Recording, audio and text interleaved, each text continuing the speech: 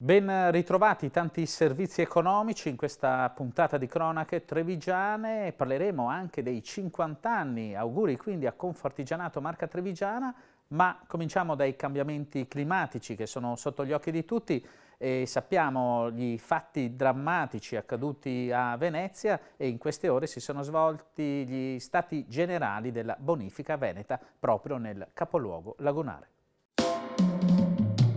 ANBI Veneto, a emergenza appena conclusa, fa il punto sulla situazione meteo che nel mese di novembre ha messo in ginocchio parte della regione.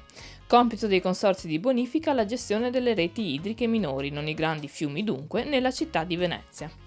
Realtà che operano concretamente con l'impegno di 1500 collaboratori in un territorio, la regione Veneto, che conta 400 idrovore e oltre 1000 pompe. Una sorta di modello per l'intera penisola dove la gestione delle acque incide a 360 gradi sul tessuto economico. È stato un lavoro che portiamo avanti da diverso tempo, il lavoro dei consorzi di bonifica è quello soprattutto di lavorare nella prevenzione, quindi di creare le condizioni perché tutto ciò che si lavora, tutto ciò che si sviluppa, tutto ciò che si progetti abbia una funzione di salvaguardia, di prevenzione di tutte queste opere. Un lavoro immane che ha consentito di poter dare una risposta positiva a questo territorio. Una macchina operativa che lavora con l'ottica di uscire da un approccio emergenziale, ma ambisce ad operare costantemente per prevenire i danni delle emergenze.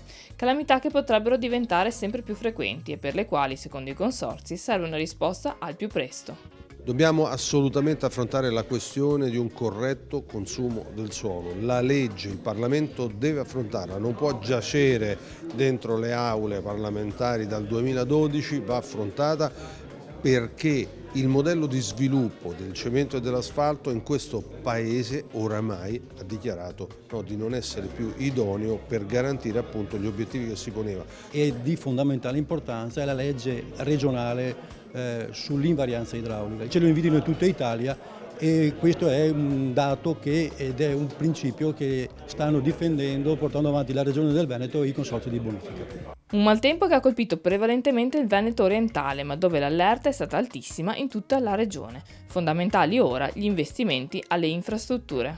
Ci sono delle risorse già appostate dovute ai danni della tempesta Vaia, eccetera, che è capitata giusto un anno fa, poco più di un anno fa, che ci stanno permettendo di intervenire sulle criticità più grandi che sono, torno a dire, la messa in sicurezza delle arginature, il loro potenziamento e soprattutto le stazioni di sollevamento dell'acqua che sono quelle che hanno bisogno di essere potenziate perché sono state progettate quasi 100 anni fa per eventi piovosi molto più blandi.